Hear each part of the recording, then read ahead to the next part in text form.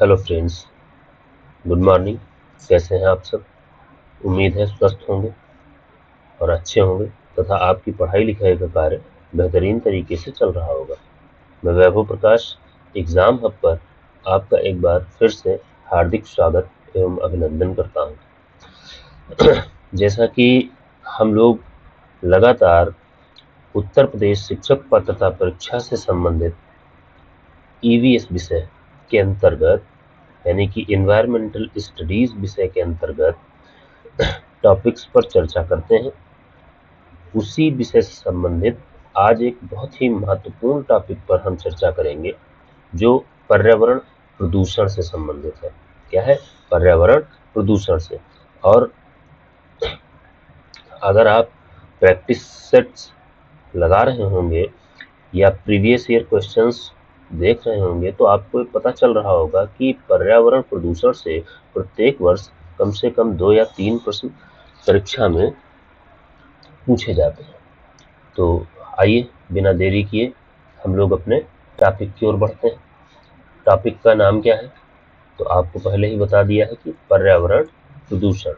तो क्या है पर्यावरण प्रदूषण? परिभाषा की अगर बात करें तो पर्यावरण के भौतिक, रासायनिक या जैविक घटकों में होने वाला कोई भी ऐसा अवांछनीय परिवर्तन जो मानव जीवन, अन्य जीवों, हमारी औद्योगिक प्रक्रियाओं और सांस्कृतिक संपत्तियों पर हानिकारक प्रभाव डालता है, पर्यावरण प्रदूषण कहलाता है।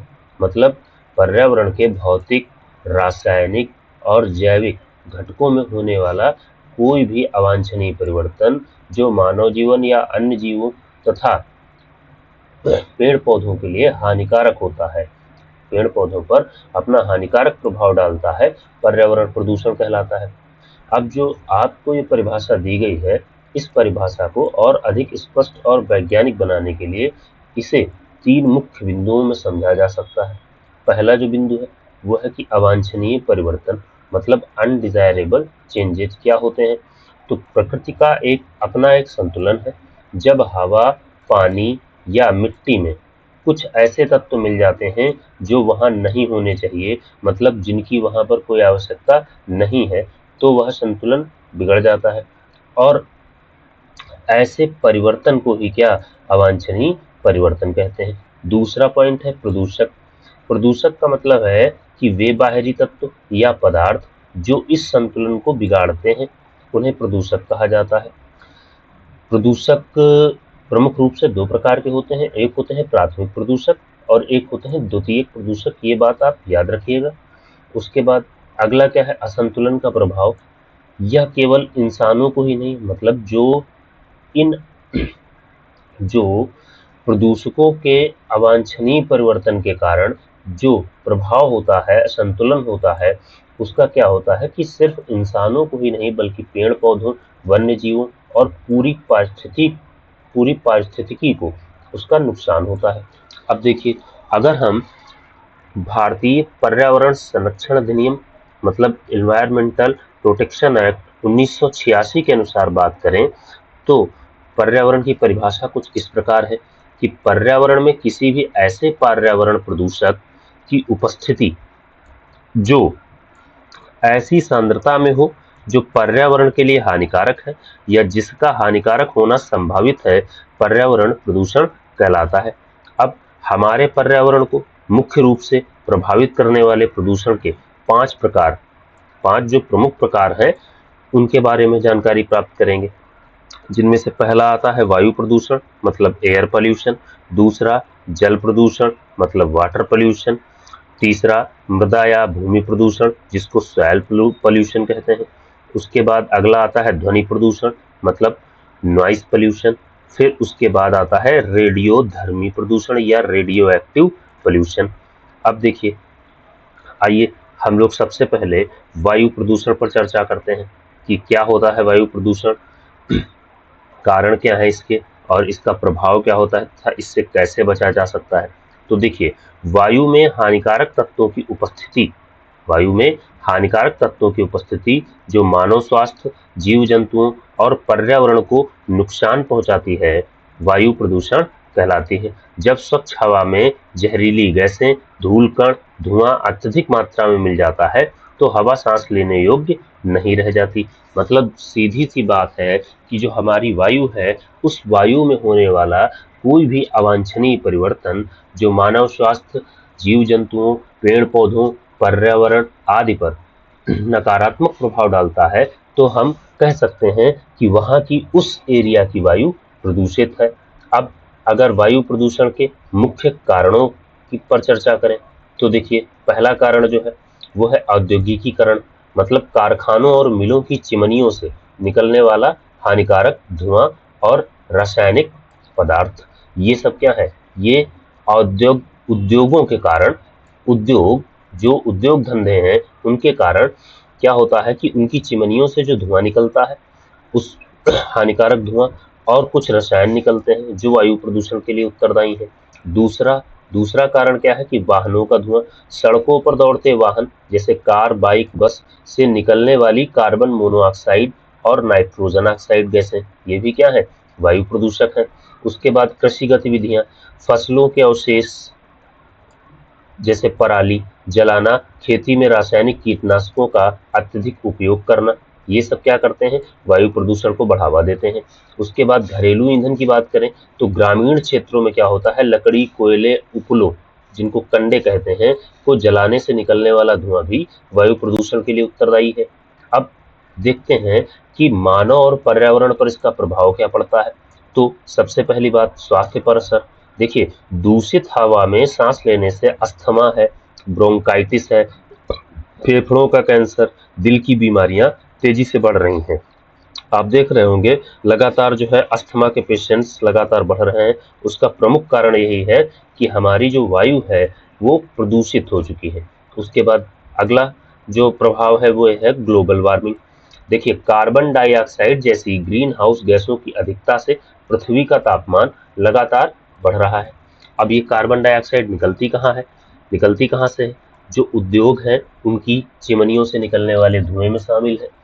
जो वाहन है, जो स्वचालित वाहन है, उनसे निकलने वाले धुएं में उपस्थित होती है। उसके बाद अगला जो प्रभाव है वो है अम्लीय वर्षा। मतलब हवा में मौजूद सल्फर और नाइट्रोजन के ऑक्साइड बारिश के पानी के साथ मिलकर क्या कराते हैं? अम्लीय वर्षा कराते हैं, जिससे फसलों, ऐतिहासिक इमारतों जैसे ताजमहल और मिट्टी को नुकसान पहुंचता है। ये है वायु प्रदूषण के प्रभाव। अब हम लोग इसके रोकथाम और बचाव के उपाय के बारे में बात करते हैं। तो जो प्रमुख रोकथाम है वो ये है कि भैया हम लोगों को वृक्षारोपण करना चाहिए। मतलब अधिक से अधिक पेड़ लगाना वायु प्रदूषण को कम करने का सबसे प्राकृतिक और प्रभावी उपाय है, क्योंकि पेड़ कार्बन डाइऑक्साइड सोख कर क्या देते हैं? ऑक्सीजन देते हैं। मतलब पेड़ क्या करते हैं कि कार्बन डाइऑक्साइड को सोख कर ऑक्सीजन मतलब प्राणवायु का उत्सर्जन करते हैं। उसके बाद हरित ऊर्जा का उपयोग। मतलब कोयले और पेट्रोल के बजाय सौर ऊर्जा, पवन ऊर्जा और सीएनजी या इलेक्ट्रिक वाहनों को, मतलब ईवी, इलेक्ट्रिक व्हीकल्स को बढ़ावा देना चाहिए। उसके बाद अगला जो अगला जो बचाव कार्य है वो ये है कि कचरा प्रबंधन। मतलब सूखे पत्तों, प्लास्टिक और पराली को जलाने के बजाय उनके सुरक्षित निस्तारण या खाद बनाने की तकनीक की अपनानी चाहिए। मतलब हमें क्या करना चाहिए कि जो सूखे पत्ते हैं, पराली है, इन सब से क्या होता है? इन सब से वायु प्रदूषण और साथ ही साथ अभी आगे आप पढ़ेंगे मृदा प्रदूषण भी होता है। तो इनका उपयोग हमको जैविक खाद बनाने में कर लेना चाहिए। उसके बाद देखिए, फिल्टर का उपयोग। जितनी भी औद्योगिक इकाइयां हैं उनकी जो चिमनियां हैं उनमें उन्नत टाइप के फिल्टर और स्क्रबर का उपयोग अनिवार्य किया जाना चाहिए, जिससे जो जहरीली गैसें हैं वो हवा में सम्मिलित ना हो, हवा में ना मिल सके। अब देखिए, वायु प्रदूषण क्या है कि एक वैश्विक संकट है। स्वच्छ हवा हमारा मौलिक अधिकार है और इसे बचाने के लिए सामूहिक जागरूकता तथा व्यक्तिगत स्तर पर छोटे छोटे प्रयास जैसे सार्वजनिक वाहनों का उपयोग अत्यंत आवश्यक है। ये था वायु प्रदूषण। क्या था? ये चर्चा थी हमारी वायु प्रदूषण पर। बातें क्लियर हो रही हैं? अच्छा, उसके बाद अगला जो है वो है जल प्रदूषण। जल प्रदूषण के बारे में देखिए कि जब पानी के प्राकृतिक गुणों में भौतिक, रासायनिक या जैविक जैविक रूप से ऐसा हानिकारक परिवर्तन हो जाए जिससे वह जीव जंतुओं और वनस्पतियों के उपयोग के योग्य ना रहे, तो उसे जल प्रदूषण कहते हैं। बात बात क्लियर है ना? बातें समझ में आ रही हैं? बातें समझ में आ रही हैं अगर तो प्लीज वीडियो को लाइक करें, अपने दोस्तों के साथ शेयर करें, और अगर चैनल पर नए हैं तो कृपया चैनल को सब्सक्राइब करें ताकि आगे आने वाली वीडियो आपसे मिस ना हो। उसके बाद अगला देखें कि जल प्रदूषण के मुख्य कारण देख लेते हैं। तो इसमें भी पहला कारण वही है, औद्योगिक कचरा, मतलब फैक्ट्रियों से निकलने वाला जहरीला रसायन, भारी धातुएं जैसे पारा है, सीसा मतलब लेड है, और दूषित पानी सीधे नदियों और तालाबों में बहा दिया जाता है, जिसके कारण क्या होता है, नदियों और तालाबों का जल दूषित हो रहा है। उसके बाद घरेलू अपशिष्ट, शहरों में क्या होता है, जो सीवेज है मतलब मल मूत्र है या डिटर्जेंट है और प्लास्टिक कचरा नालियों के माध्यम से क्या होता है, सीधे जल स्रोतों में मिलता है, जिससे हमारा जल प्रदूषित हो रहा है। उसके बाद कृषि गतिविधियों की अगर बात करें तो फसलों में अत्यधिक रासायनिक उर्वरकों और कीटनाशकों का उपयोग जो वर्षा जल के साथ बहकर भूजल और जलाशयों को दूषित करते हैं। फिर धार्मिक और सामाजिक गतिविधियां, नदियों में मूर्तियों का विसर्जन हुआ, शवों को बहाना हुआ या प्लास्टिक कूड़ा फेंकना, और कभी कभी क्या होता है कि हमारे घर में कोई सांस्कृतिक कार्यक्रम हुआ, उसके बाद जो भी फूल है, पत्तियां हैं, वो सब क्या करते हैं हम लोग तालाबों में या नदियों में प्रवाहित कर देते हैं, जो क्या करता है वहां के जल को दूषित करता है। उसके बाद अब देखिए कि जल प्रदूषण का मानव और पर्यावरण पर क्या पड़ता है। तो स्वास्थ्य पर अगर असर की बात करें तो दूषित पानी पीने से हैजा, टाइफाइड, पीलिया जिसको हेपेटाइटिस भी कहते हैं, और पेचिस जैसी घातक बीमारियां फैलती हैं। ठीक। उसके बाद जलीय जीवन को नुकसान, पानी में ऑक्सीजन की कमी मतलब बीओडी बढ़ना, ये हो जाती है, जिससे अब बीओडी क्या है जानते हैं? बीओडी का फुल फॉर्म है बायोलॉजिकल ऑक्सीजन डिमांड। इसके बारे में अभी आपको बस जस्ट एक पॉइंट के बाद पूरी डिटेल दी जाएगी। देखिए, भूमि की उर्वरता में कमी हो जाती है। जब प्रदूषित जल से हम सिंचाई करते हैं तो मिट्टी की क्या होता है, गुणवत्ता खराब हो जाती है, जिससे सीधा फसलों पर असर पड़ता है, मतलब उर्वरता में कमी आ जाती है। अब देख लेते हैं कि बायोलॉजिकल ऑक्सीजन डिमांड क्या है। देखिए, बीओडी जो है इसे जैव रासायनिक ऑक्सीजन मांग भी कहा जाता है। पर्यावरण विज्ञान और जल की गुणवत्ता मापने का एक बेहद महत्वपूर्ण पैमाना है।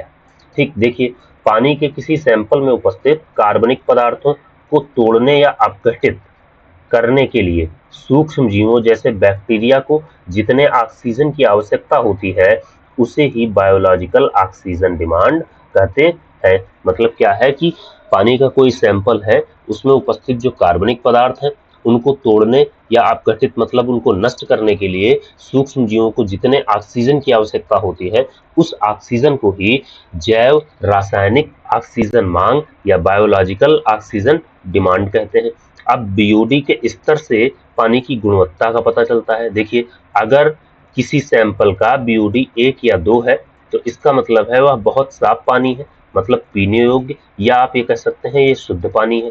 उसके बाद अगर बीओडी 3 से 5 के बीच में है तो क्या है, मध्यम रूप से साफ सामान्य पानी, इसे भी हम पी सकते हैं, कोई खास समस्या नहीं आने वाली। अगला 6 से 9 की रेंज अगर है बीओडी की तो वो जल प्रदूषित जल है जिसमें जैविक कचरा मौजूद है। उसके बाद अगला अगर 100 से ऊपर है, अगर बीओडी का स्तर 100 से ऊपर है, क्या है 100 से ऊपर है, तो सीधी सी बात है कि अत्यधिक प्रदूषित जल है जिसमें सीवेज या औद्योगिक कचरा मिला हुआ है। इसे पीने से तुरंत इससे यह जल सीधे हमारे स्वास्थ्य को प्रभावित करेगा। अब बचाव कैसे कर सकते हैं हम जल प्रदूषण से? तो सीवेज और औद्योगिक उपचार, इसके अंतर्गत क्या है कि फैक्ट्रियों और शहरों के गंदे पानी को जल स्रोतों में छोड़ने से पहले वाटर ट्रीटमेंट प्लांट मतलब वाटर ट्रीटमेंट प्लांट में इस जल को साफ करना चाहिए, मतलब इस जल का शोधन किया जाना चाहिए। उसके बाद जैविक खेती को बढ़ावा, जैविक खेती मतलब रासायनों की जगह अगर हम जैविक खाद और प्राकृतिक कीटनाशकों का प्रयोग करें तो उससे भी जल प्रदूषण पर रोकथाम लगाई जा सकती है। जागरूकता और बड़े कड़े कानून, देखिए नदियों में कचरा फेंकने वालों पर सख्त कानूनी कार्रवाई हो और जन जागरूकता अभियानों के जरिए लोगों को जल संरक्षण के प्रति जागरूक किया जाए। जैसे कि वर्तमान में हमारे देश में नमामि गंगे करके गंगा गंगा नदी के लिए नमामि गंगे करके एक प्रोग्राम चालू है जो गंगा के जल को शुद्ध करने के लिए है। हालांकि वो कितना लागू है कितना लागू नहीं है ये ना तो बताने की जरूरत है, आप सब जानते हैं। उसके बाद अगला देखिए, अगला पॉइंट ये आता है कि जल ही हमारा क्या है, जीवन है। यदि आज हम जल स्रोतों को स्वच्छ नहीं रखेंगे तो आने वाली पीढ़ियों के लिए शुद्ध पेयजल का संकट और गहरा हो जाएगा। जल बचाना और इसे प्रदूषण मुक्त रखना हम सभी का परम कर्तव्य है। अभी हाल ही में आपने दिल्ली में जो पेयजल है उसकी दिल्ली में जो पेयजल की समस्या है उसके बारे में न्यूज वगैरह में सुना होगा। और इसका रीजन यही है क्योंकि दिल्ली में जो यमुना नदी का जल है उसको इतना ज्यादा अशुद्ध कर दिया गया है, उसमें इतना औद्योगिक कचरा और इतना जो है सीवेज वगैरह मिक्स कर दिया गया है कि वहाँ का जो भूजल है और जो भी जलाशय है वो सब बहुत भयंकर रूप से प्रदूषित है। अब अगला प्रदूषण जो हमारा आता है वो है मृदा या भूमि प्रदूषण। इसके बारे में जानकारी लेते हैं। देखिए, मृदा या भूमि प्रदूषण का सीधा मतलब मिट्टी की गुणवत्ता में आने वाली उस गिरावट से है जो उसमें हानिकारक रासायनिक या बाहरी तत्वों के मिलने के कारण होती है। जब मिट्टी की प्राकृतिक संरचना बिगड़ जाती है तो वह खेती और अन्य जीवों के लिए अनुपयोगी हो जाती है। अब भूमि प्रदूषण के मुख्य कारण क्या है? देखिए, मिट्टी के प्रदूषित होने के पीछे मानव निर्मित गतिविधियां सबसे बड़ी जिम्मेदार हैं। जैसे कि पहला पॉइंट अगर बात करें तो खेती में पैदावार बढ़ाने के लिए अंधाधुंध यूरिया है, फास्फेट है और जहरीले कीटनाशकों का प्रयोग मिट्टी को बंजर बना रहा है।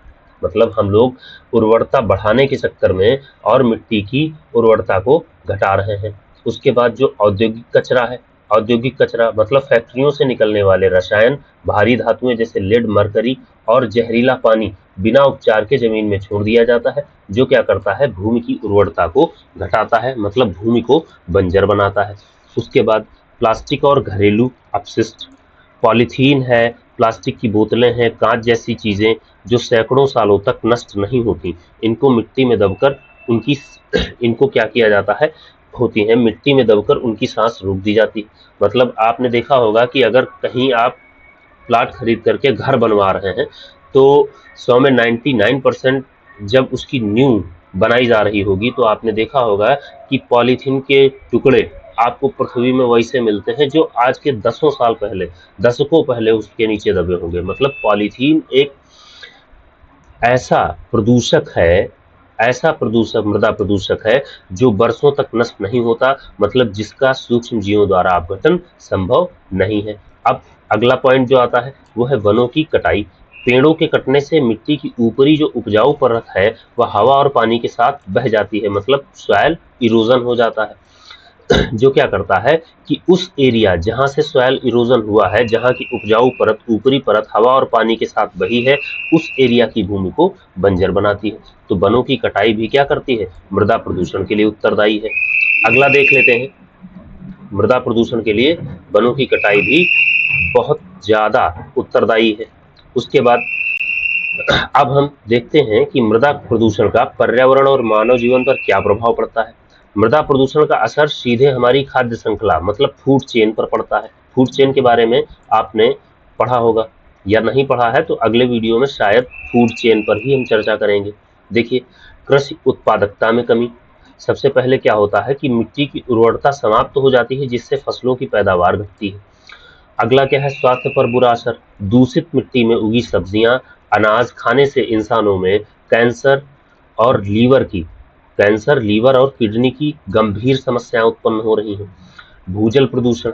बारिश का पानी जब प्रदूषित मिट्टी से छनकर नीचे जाता है तो वह जमीन के अंदर पानी के जो ग्राउंड वाटर है उसको क्या करता है, जहरीला बना देता है। मतलब जो बारिश का पानी है वो प्रदूषित मिट्टी से छन करके जब नीचे जाएगा, भूजल में, ग्राउंड वाटर में शामिल होगा, तो क्या करेगा कि ग्राउंड वाटर को भी जहरीला बना देता है जो हमारे स्वास्थ्य पर नकारात्मक प्रभाव डालता है। अब हम कैसे बच सकते हैं, कैसे इसकी रोकथाम कर सकते हैं, उसके बारे में अगर बात करें तो देखिए कि भूमि को बंजर होने से बचाने के लिए निम्नलिखित कदम उठाने जरूरी हैं। पहला कदम तो है जैविक खेती, मतलब हमें रासायनिक उर्वरकों की जगह गोबर की खाद, केचुआ खाद और नीम के तेल का उपयोग किया जाना चाहिए। दूसरा, कचरा प्रबंधन, प्लास्टिक के उपयोग को पूरी तरह बंद कर कचरे को रिसाइकिल किया जाए। क्या किया जाए? कचरे को रिसाइकिल किया जाए। गीले और सूखे कचरे को अलग अलग निपटाया जाए। उसके बाद औद्योगिक कचरे का उपचार, इसके अंतर्गत क्या है कि फैक्ट्रियों के अपशिष्ट को जमीन पर फेंकने से पहले रसायनों को पूरी तरह बेअसर मतलब न्यूट्रलाइज करना अनिवार्य होना चाहिए। फिर वृक्षारोपण आता है, अधिक से अधिक पेड़ लगाएं ताकि उनकी जड़ें मिट्टी को बांध कर रखें और उनका क्षरण ना हो सके, मृदा अपरदन ना हो सके। इस प्रकार से हम मृदा प्रदूषण या भूमि प्रदूषण से बच सकते हैं। अब देखिए, मिट्टी क्या है? हमारी धरती की आत्मा है। यदि हम आज मृदा प्रदूषण को नहीं रोकेंगे तो जो आने वाली पीढ़ियों के लिए शुद्ध अन्न और जल जुटाना असंभव हो जाएगा। पर्यावरण संरक्षण की शुरुआत हमें अपने घर के कचरे को सही जगह डिस्पोज करने से करनी होगी। मतलब क्या है कि हम जो अपने घर का कचरा है उसको एक ऐसी प्रक्रिया के साथ डिस्पोज करें जो मृदा प्रदूषण को बढ़ावा ना दे। उसके बाद अगले प्रदूषण पर चर्चा करते हैं, जो है ध्वनि प्रदूषण। देखिए, जब वातावरण में अवांछित, तीव्र और असहज करने वाली आवाजें घुल जाती हैं तो उसे ध्वनि प्रदूषण कहते हैं। मतलब ऐसी आवाज वातावरण में घुल जाए जो हमें असहज कर देती है, बहुत तीव्र होती है, तो इसे क्या कहेंगे? ध्वनि प्रदूषण कहेंगे। यह मानव स्वास्थ्य और पर्यावरण दोनों के लिए गंभीर खतरा है। सामान्यतः 80 डेसिबल, डेसिबल क्या है? डेसिबल एक यूनिट है जिसमें ध्वनि की तीव्रता मापी जाती है। सामान्यतः 80 डेसिबल से अधिक ध्वनि को प्रदूषण की श्रेणी में रखा गया है। अब ध्वनि प्रदूषण के कारण क्या है? ध्वनि प्रदूषण के स्रोतों को मुख्य रूप से दो भागों में बांटा जा सकता है। पहला तो हम लोग मुख्य रूप से वैसे तो दो भागों में बांटा जा सकता है। अब देखिए, कारणों के बारे में चर्चा करते हैं कि यातायात के साधन, सड़कों पर गाड़ियों के हॉर्न, ट्रेनों की आवाज, हवाई जहाजों का शोर इसका सबसे बड़ा कारण है। दूसरा कारण औद्योगिक गतिविधियां हैं। कारखानों में चलने वाली भारी मशीनें, जनरेटर और निर्माण कार्य लगातार तेज आवाज पैदा करते हैं जो ध्वनि प्रदूषण के लिए उत्तरदायी है। सामाजिक एवं मनोरंजन के साधन, शादियों, त्योहारों और पार्टियों में तेज आवाज में बजने वाले लाउड स्पीकर, डीजे और पटाखों का शोर भी उसके ध्वनि प्रदूषण के लिए उत्तरदायी है। बातें क्लियर है ना? अगर आपको सेशन पसंद आ रहा है तो लाइक अवश्य करें और अपने दोस्तों के साथ शेयर करते रहें। देखिए, उसके बाद अब मानव और पर्यावरण पर ध्वनि प्रदूषण का प्रभाव क्या है, तो देख लेते हैं कि स्वास्थ्य संबंधी समस्याएं। जो ध्वनि प्रदूषण है उसके कारण क्या होता है? सुनने की क्षमता कम होती है, मतलब बहरापन उत्पन्न होता है। उच्च रक्तचाप, मतलब हाई ब्लड प्रेशर, सिर दर्द और अनिद्रा, जिसको इंसोम्निया कहते हैं, जैसी बीमारियां उत्पन्न हो रही हैं। मानसिक तनाव, अत्यधिक शोर से क्या होता है? चिड़चिड़ापन, मानसिक तनाव और एकाग्रता में कमी आती है, जिससे हमारी कार्य क्षमता प्रभावित होती है। अब वन्यजीवों पर क्या असर पड़ता है ध्वनि प्रदूषण का? देखिए, तेज आवाज से पशु पक्षियों का प्राकृतिक संतुलन बिगड़ जाता है, वे अपना रास्ता भटक जाते हैं और कई बार अपना आवाज छोड़ने पर मजबूर हो जाते हैं। ठीक, अब इस पर हम नियंत्रण कैसे कर सकते हैं? तो देखिए, ध्वनि प्रदूषण को कम करने के लिए व्यक्तिगत और सरकारी स्तर पर निम्नलिखित कदम उठाए जाने चाहिए, जैसे मशीनों का रखरखाव, उद्योगों और वाहनों की मशीनों की नियमित सर्विसिंग होनी चाहिए और उनमें क्या किया जाना चाहिए? साइलेंसर का उपयोग अनिवार्य किया जाना चाहिए, जिससे शोर को थोड़ा सा कम किया जा सके। अब हरित पट्टी का निर्माण, ये बहुत ही इंपॉर्टेंट पॉइंट है। इससे यूपीटीईटी में कई बार प्रश्न पूछा गया है। इसको ग्रीन मफलर भी कहा जाता है। देखिए, सड़कों और औद्योगिक क्षेत्रों के किनारे भारी मात्रा में पेड़ पौधे लगाने चाहिए, क्योंकि पेड़ क्या करते हैं कि ध्वनि को एब्जॉर्ब, सोखने का काम करते हैं। अब उसके बाद रिहायशी इलाकों, अस्पतालों, स्कूलों के पास नो हॉर्न जोन का सख्ती से पालन होना चाहिए। रात के समय लाउड स्पीकर के इस्तेमाल पर कानूनी रोक और जन जागरूकता बेहद जरूरी है। और एक बात आप समझ लीजिए कि अपनी और आने वाली पीढ़ी की सेहत के लिए शांत और स्वच्छ वातावरण बनाना हम सबकी जिम्मेदारी है। अब देखिए, और इसके बाद ये एक टेबल आपको मैं दे रहा हूँ। इस टेबल से कई बार प्रश्न पूछा गया है। ये क्या है कि भारत में परिवेशी ध्वनि वायु गुणवत्ता मानक है कि इससे अधिक ध्वनि हम उत्पन्न नहीं कर सकते। देखिए, जो क्षेत्र है, अगर औद्योगिक क्षेत्र की बात करें तो दिन के समय में वहां अधिकतम मानक जो है ध्वनि का वो 75 dB है। इससे अधिक अगर मानक है तो आपके ऊपर कठोर कार्यवाही हो सकती है, और रात के समय आप उसको 70 से अधिक नहीं ले जा सकते। जो वाणिज्यिक क्षेत्र है, कमर्शियल एरिया है, वहां दिन में मतलब सुबह 6 बजे से रात 10 बजे तक ध्वनि की तीव्रता कितनी 65 dB होनी चाहिए, और रात में 55 dB। उसके बाद जो आवासीय क्षेत्र है उनकी अगर बात करें तो दिन के समय 55 dB और रात में 45 dB। जो शांत क्षेत्र है मतलब साइलेंस जोन, यहाँ दिन में 50 dB और रात्रि में 40 dB। इससे अधिक अगर ध्वनि की तीव्रता है तो जो औद्योगिक क्षेत्र है या वाणिज्यिक क्षेत्र है या आवासीय क्षेत्र है या शांत जोन है, वहां आप इनसे अधिक किसी भी समय इस तीव्रता से अधिक ध्वनि उत्पन्न कर रहे हैं तो आप पर कठोर कार्यवाही संभव है। अब महत्वपूर्ण नियम और बिंदु देखें क्या है कि शांत क्षेत्र जो है अस्पताल है, शैक्षणिक संस्थान, स्कूल या कॉलेज और अदालत के चारों ओर 100 मीटर तक का दायरा, ये शांत क्षेत्र माना जाता है। इस क्षेत्र में हार्न बजाना या पटाखे फोड़ना पूरी तरह से प्रतिबंधित होता है। लाउड स्पीकर पर क्या प्रतिबंध है कि रात के समय मतलब 10 बजे से 6 बजे तक सार्वजनिक स्थानों पर लाउड स्पीकर या ध्वनि प्रवर्धक, जिसको क्या कहते हैं, ध्वनि प्रवर्धक का उपयोग करने की अनुमति नहीं होती है। विशेष परिस्थितियों में सरकार से पूर्व अनुमति को छोड़कर, मतलब जो विशेष परिस्थितियां हैं उसमें आप सरकार से पूर्व अनुमति ले सकते हैं। अब सामान्य बातचीत की अगर बात करें तो एक सामान्य इंसानी बातचीत का स्तर जो होता है वो 60 dB होता है, जबकि 85 dB से अधिक की ध्वनि लगातार सुनने से सुनने की क्षमता प्रभावित हो सकती है। मतलब अगर आप 85 dB से अधिक की ध्वनि लगातार सुन रहे हैं तो आप बहरे हो सकते हैं, मतलब आपके अंदर बहरेपन का लक्षण उत्पन्न हो सकता है। अब हम लोग बात करते हैं रेडियो धर्मी प्रदूषण की। क्या होता है रेडियो धर्मी प्रदूषण? देखिए, पर्यावरण में होने वाले सबसे खतरनाक प्रदूषणों में से एक है जब परमाणु पदार्थों से निकलने वाले हानिकारक विकिरण, जो परमाणु पदार्थ हैं उनसे निकलने वाले हानिकारक विकिरण जैसे अल्फा, बीटा और गामा किरणें हवा, पानी या जमीन में मिल जाती हैं तो उसे रेडियोधर्मी प्रदूषण कहते हैं। यह मानव स्वास्थ्य और पर्यावरण के लिए अदृश्य लेकिन अत्यंत घातक खतरा है। मतलब ये हमें दिखाई नहीं देता है लेकिन बहुत ही घातक खतरा है।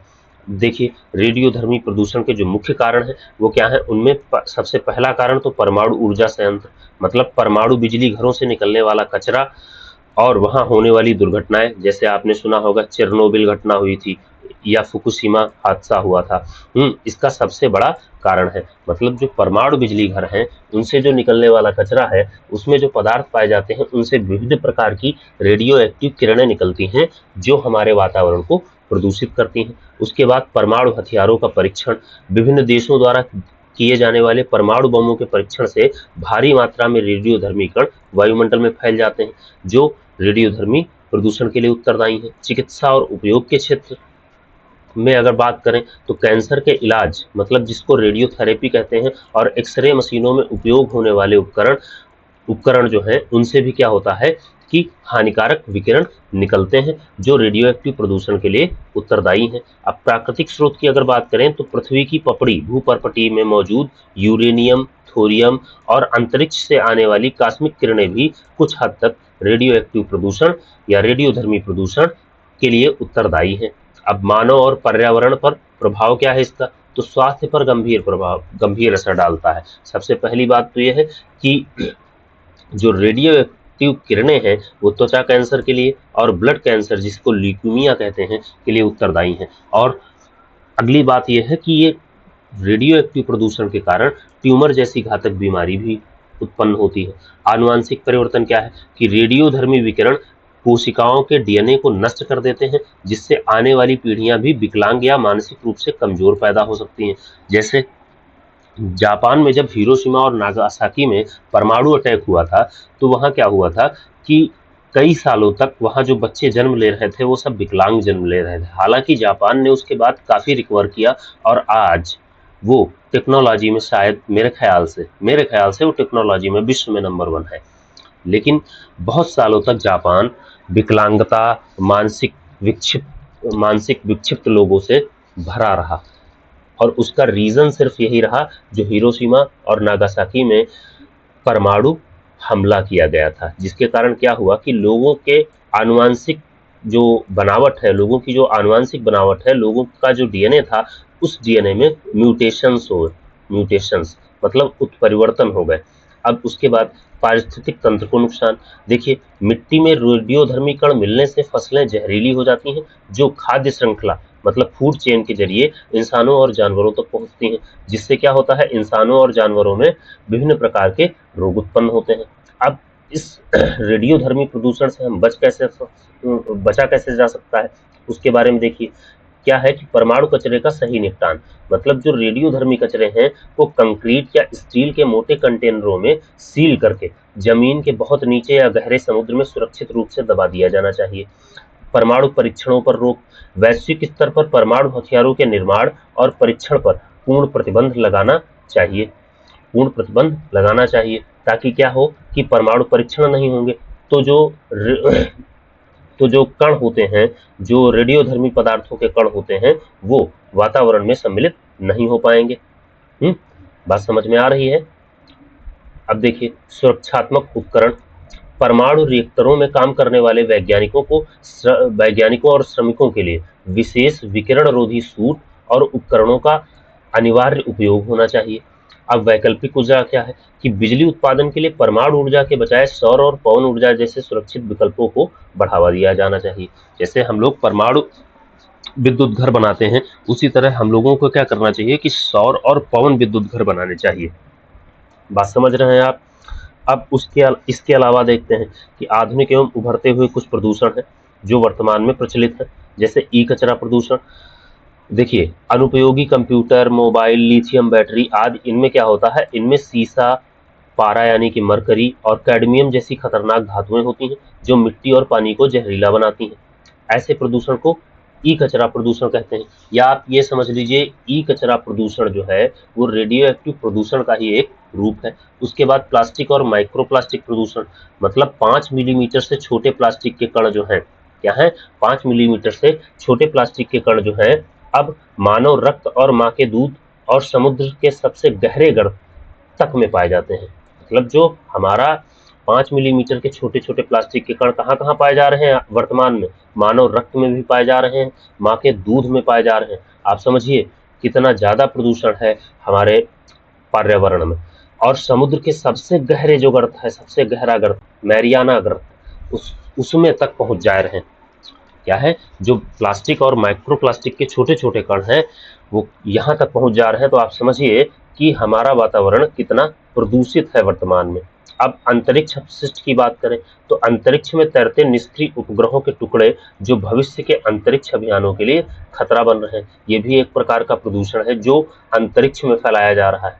उसके बाद तापीय प्रदूषण की बात करें अगर, तो परमाणु और ताप बिजली घरों से निकलने वाले गर्म जल को सीधे नदियों में छोड़ने से जलीय जीवन नष्ट हो रहा है।